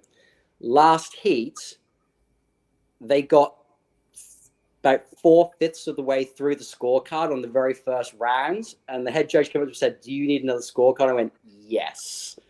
So like little things like that. Well, maybe it's not the real judging. It's the community. It's what we turn up for. It's what we have fun with and what we enjoy doing. So. Patrick, can you pull up this comment from one of my favorite people that I've ever met, and one of the first people that I ever met working in CrossFit? There she is. Lillian. Just mentioned that she's fortunate to have Ed as a coach on a daily basis. He brings the same excellence to the competition floor as he does to class every day. And Lillian is a very, very excellent videographer, works on many of the documentaries over the past few seasons. And she was very similar to me. She reached out to Sevan via Instagram. He took a chance on her back in, I think, 2017 or 18. And as she's kind of flourished from there. So, hi, Lillian. Lily's awesome. I love that woman. Yeah, she's fantastic. Well, Go ahead, Brian, Patrick. you got anything else? You have anything else, Brian? Yeah, I think one thing I wanted to ask if I'm like if someone's how can I say this? What should people do if they want to be involved in supporting this? Yeah, go to our website, fill out the more information form, fill out the QR code form. Please tell us in there, hey, I'd love to be involved in your social media, or my background's in artwork design. I'd love to be involved. Like, give us that contact information. We will 100% reach out. As I said before, this is very much community driven, and we will take all the help we can get, and we'll make sure that this goes as far as it can. Yep. And if there are training camps or just groups of people that are interested in reaching out to you to have help or some kind of collaboration with a competition, whether it be online or in person in the 2024 calendar year, what's the best way for them to get a hold of you? I would say that info at Association of Fitness Judges email address is the most direct way to get some contact with us as far as what exactly they might want. That'll give them more space to put than what's available in that contact form. Yep. And you guys are pretty responsive when it comes to DMs on your Instagram as well. Yes. Yeah, absolutely. You can also message us on the Instagram if that's easier for them as well. But yeah. Yeah. So kind of wrap up, it's been a pleasure. Obviously, this has been great, but many ways you can be involved. If you go to the Instagram page, if you click on the top forms, there's 3 links there. One takes you to the website, the directory form, and a survey. So any of those, if you're interested. If you look at the bottom ribbon, you have the website, associationoffitnessjudges.org is another way. And again, like Jules said, info at associationoffitnessjudges.org is a good way to email them or DM. But yeah, been a pleasure as always. Thank you for taking time in your day. Hopefully we'll be able to bring you on. I mean, again, maybe when the season starts, especially if there's some, obviously the season always has some controversy or some discrepancy. It'd be nice to bring like an expert on to kind of maybe break it down and just catch up and see where you're all at. But would love that. That'd be fantastic. Yeah, No, and as always, we kind of sign off with you guys by saying if you ever need anything, you can reach out to us, and I'll be sending you some pictures. I have a bunch of pictures, and now I have a reason to give them to you guys. So, awesome! Thank you. Great, thank you for having us on. We really appreciate it. Yeah, seriously, thank you guys. See you in Miami, maybe. Oh, I'll see you there. Maybe. Yeah. Maybe. Are you not going, Brian? I'll be there. Okay, I thought so. I'll see you there. Take care, you two. Again, appreciate it. Thanks. Thank you. Right, bye-bye. Bye.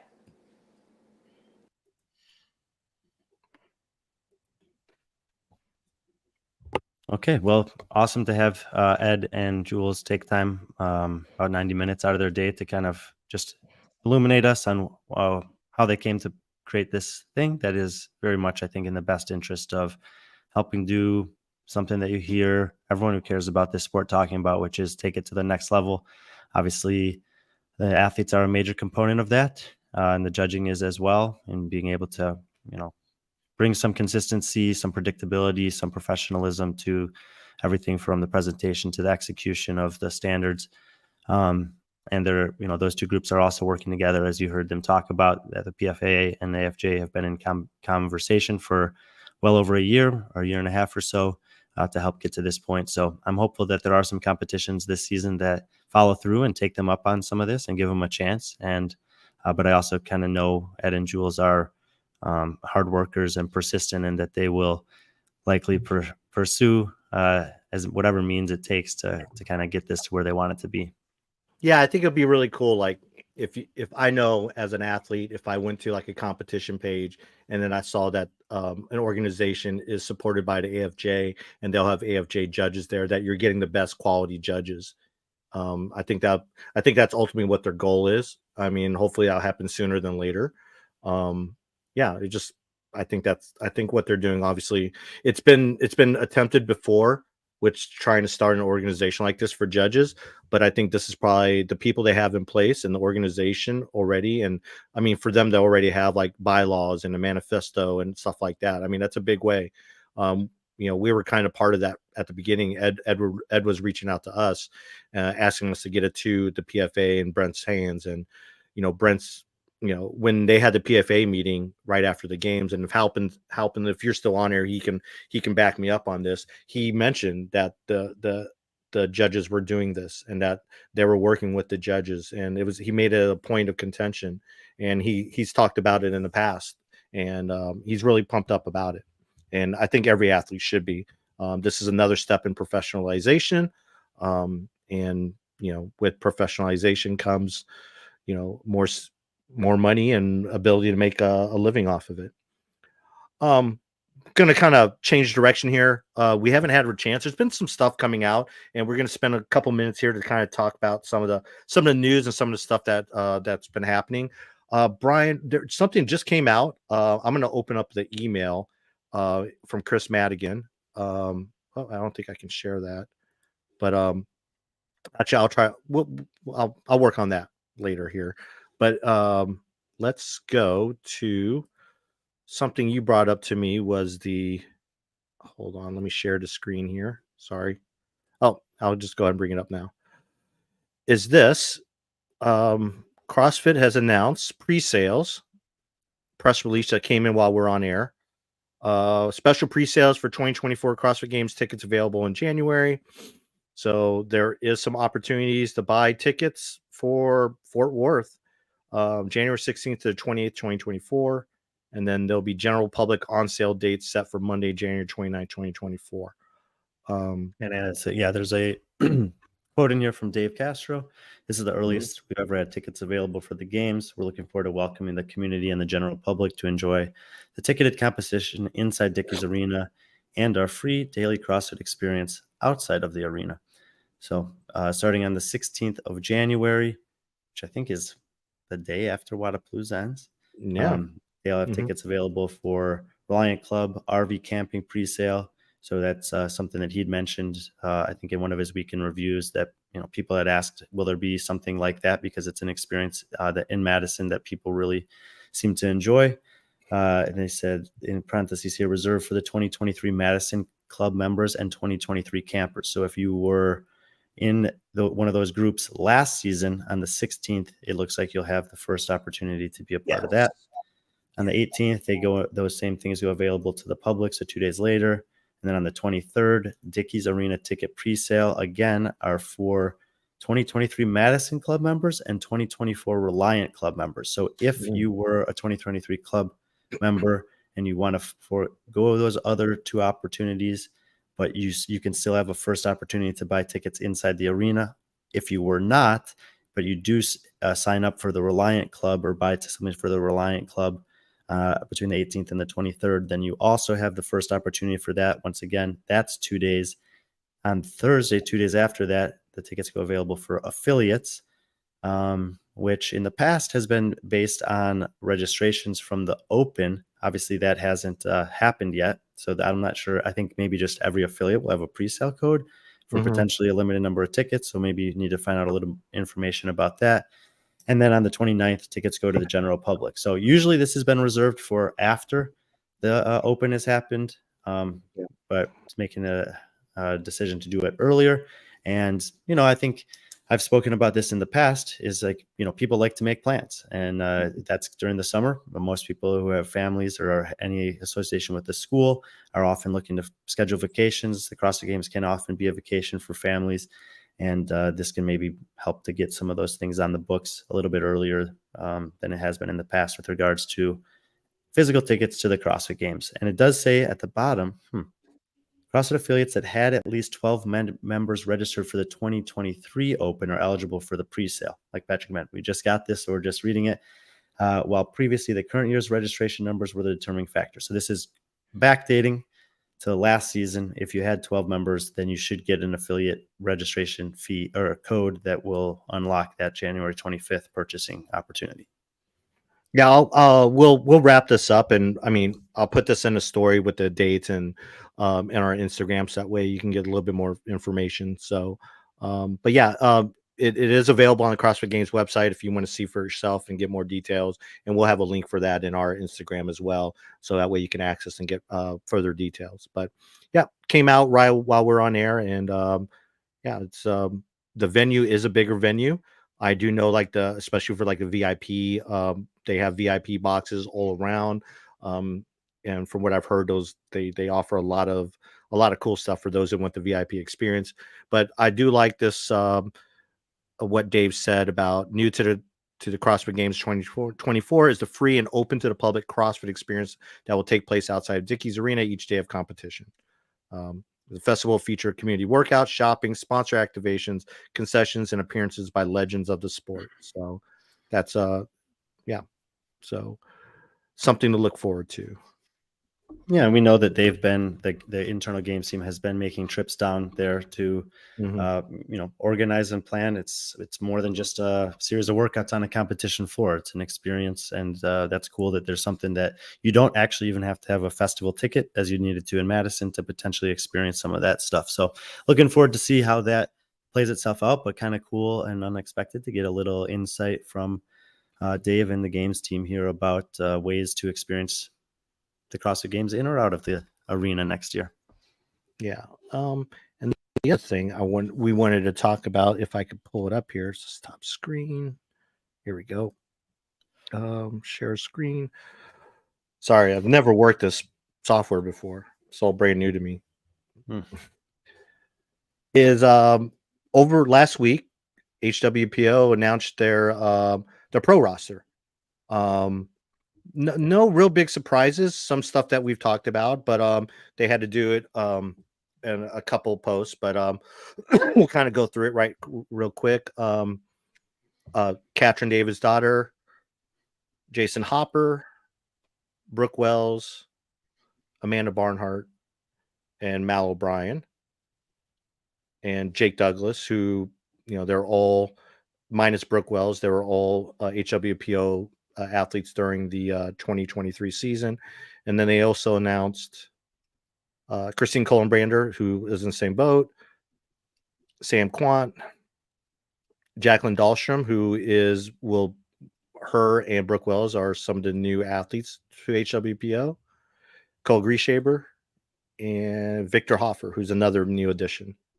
Now, I did reach out to HWPO because we do know those aren't the only HWPO athletes. Those are the HWPO athletes that have individualized coaching.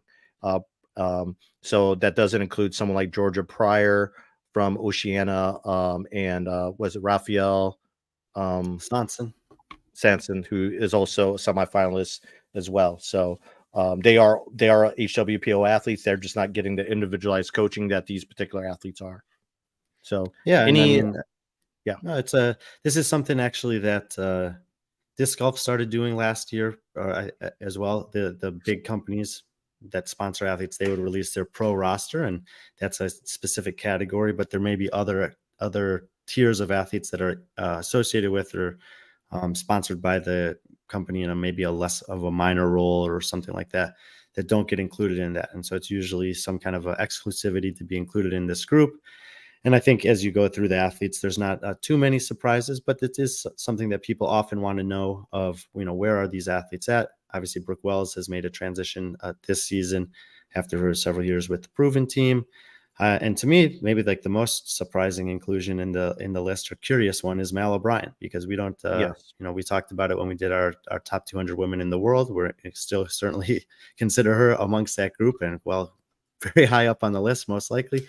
But as Patrick mentioned, they're suggesting to us that these are the athletes that are getting individualized programming. So maybe Mal still is getting that, and maybe she'll compete this year. I've heard some people saying probably not. Other people said maybe she will. So I don't have a definite answer on that, but it is nice to see these pictures of her. She looks happy and fierce and competitive on the floor as we used to seeing her. So they were kind of the first group, I think, or training camp to kind of do something like this season.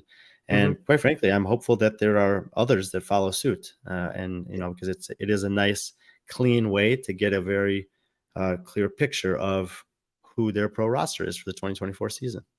Yeah.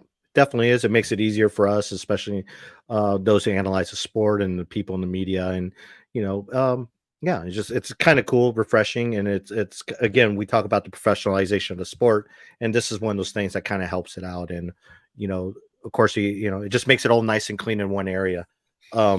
Again, like I said, a lot of people have asked, like, oh, isn't Jacqueline Dahlstrom, isn't her partner John Singleton? Yes, they are still together, and she's just trying something new with HWPO. John, she's still going to be training out in Mallorca under his supervision. So it's kind of like from what I understand, it's kind of like a collective of, I guess, a collective. Yeah, they're just working together on this. Well, and John's been around for a long time, a coach for a long time. He's coached many athletes and has done a lot with the CrossFit community in Europe. And he has also been with Jacqueline for a long time as coach and partner. And I think that it speaks to just a pretty cool, frankly, level of maturity in their relationship to be able to have that conversation. Jacqueline's, 30 years old now, I think. And to say, hey, we've done this for a long time. We've gotten to a certain level. It's obviously been good. But if, in the pursuit of maybe capitalizing, maximizing, or just trying something new in the last couple of years of maybe my individual career, to have that confidence to kind of make a decision together to go and give something else a try. We talk about it frequently that there's no clear answer for whether it's in the best interest of an athlete in this sport to stay with the same coach for the duration of their career, or to maybe make a few changes here and there. I would say that changing your coach every year is probably not going to be the answer to yielding the optimal results for a majority of people, but having given it a period of time with someone, and kind of feeling like maybe you've hit a plateau, a ceiling or wall, or you're just kind of looking for the next, a fresh set of eyes, a fresh set of ideas, and maybe some new excitement. And I think that's what they're doing. And I think it's a perfectly fine decision for them. Your thoughts on, this is something we knew prior to Rogue, but Victor Hoffer, your thoughts on him being an HWPO athlete? Yeah. Victor is one of two really young athletes in France that seems to have a super high ceiling. We spent last 2 weeks ago watching Claudia Gluck have an incredible competition and get on the podium in Dubai. And we talked about how that has often been a good predictor for success in the CrossFit Games season the subsequent year or for subsequent years.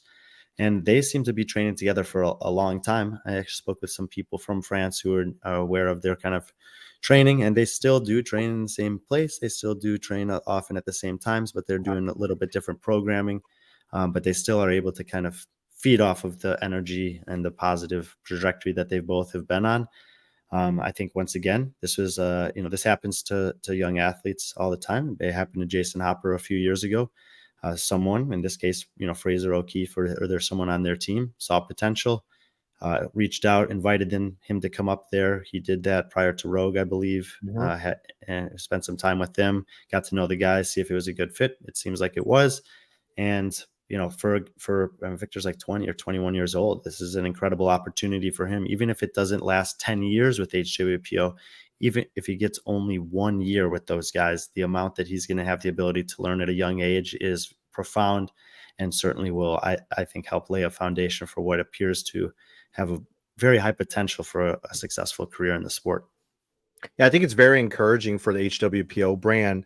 Obviously last year, there's a lot of hoopla when it comes to training camps going into the games that HWPO had all these top athletes. And, Katrin David's daughter, I think, was the athlete that probably finished the best amongst them. I believe she finished 7th. 7 or 8. Yeah. Yeah. Something like that. But, 7th, they haven't lost any athletes that I can think of, any significant athletes, and they've actually added to the roster. So I think it's trending in the right direction. And plus, like you said, to have the opportunity to work with someone like Matt Frazier and his team, that includes, Jake Marconi. They have an Olympic lifting coach. They have Josh Godinez, who's one of the up and coming coaches, in my opinion. Harry Pally, Steve Fawcett. And by the way, Harry Pally and Steve Fawcett are widely recognized as critically influential programmers and coaches in their own kind of disciplines over I would say the last 10 years at least. Yep. Yeah. And about Steve, I talking to my source at HWPO. Steve he is retired from competition. For those who know, he actually competed as a masters last year, but I think he's taken into full-time coaching this year. And also Samantha Petrich, who's also associated with HWPO. I believe she's like a 3-time semifinalist. She's retired as well to dedicate more time to HWPO and her family out in California. So yeah, overall, we don't know like which athletes will be based out of Vermont at HWPO headquarters, if any. We know there's a couple that did that last year with Mal and Hopper living up there. We don't know if that's going to happen with someone like Victor or Christine Colenbrand or any of the athletes, or even someone like Brooke Wells. But overall, just cool. It's cool that they put that out. It's cool to see that out there. It'd be cool if other camps kind of see this and do the same as well. And speaking of camps, we'll kind of stay on that camp topic. Proven has announced their actual official location. For those who've been following around on their Instagram, you've seen like their facility and how huge it is. They've actually announced where it's at, so no big secret there. It's actually pretty close to downtown Nashville, not that far from East Nashville, from what I've heard. And they are going to affiliate, and they are taking memberships. And actually, announced today is that they're hiring. So they are looking for coaches for their affiliate. So, if you are an L1 or fit any of this criteria, or in the Nashville area, or willing to move to Nashville, send your resume to that email address out there, which I find that's pretty cool, that you have a training camp that is affiliated. They're embracing the community aspect of being a camp. Absolutely. So new things on the horizon for Proven, and potentially opportunity to be involved if you are local to Nashville or willing to move there. Yeah. Halpin actually brought this up, and I don't know if you saw this comment, and this is regarding the ticket sales. I mean, yeah, we yes and no. You can think back to other events from the history of the CrossFit Games. Pendleton 1 and 2 in the obstacle course in 2012, the Ranch Deadlift, Ranch Trail Run, Ranch Mini Tripper from 2016, and of course several years offsite events at the beach, or a variety of different beaches up and down the coast there in California. So you can have events that you don't actually need tickets to go to, or that aren't even available for spectators as part of the CrossFit Games. It's a part of their history. But for the events that are actually on site at the Dickies Arena, it seems like they're going to happen inside that venue throughout what we would expect to be at least the last 3 days of competition, probably. So I still wouldn't be surprised if they've explored some of the surrounding areas. Obviously the weather is a concern, but you can do an event in the CrossFit Games. There's no rules. Like, you could start the event at 6 a.m. You could be done by 10, and it's really not that bad. You can still have a reasonable weather for that. Yeah. So I think that there's still potential for something off-site, and that, yes, most likely the last few days of competition are going to be inside that arena. And I haven't been in the venue myself. I've driven by it, and I've talked to people that go there. It's huge. It's not like what you think with the Alliant Energy Center, where it's like a standard auditorium. They do monster truck shows there, and they do motocross. And Brian, you've been to some motocross, and it's not just the floor that you see at the CrossFit Games. It's roughly about 2 football fields that they're going to require to need to do something like that. So there is a possibility you're going to see the Zeus rig, indoors, as opposed to always seeing it outdoors, or some of the other stuff that, the Bob and some of the other stuff that, especially for the team division. So I just think they have a high degree of versatility. Yes. They can make decisions year to year if they go there many years that would use that layout in a different way. Mm-hmm. All those things that you mentioned are certainly possible. And then, to some extent, it also just depends how much work they want to make for themselves. Exactly. It's not impossible that they Mm-hmm. do, that they have a an overhaul and facelift type of a thing from one night to the next night, where they maybe use a specific field of play for Friday, Saturday, and then they change it overnight before Sunday. They also could do something similar to what they did at North Park in 2017, where they had basically 2 halves of field of play. If you go back and watch some of those events, you'll see Strongman Sphere, one of the most famous and well-liked workouts ever programmed, happening on the turf field on one half, and at the other half was the obstacle course that year, which then they took down.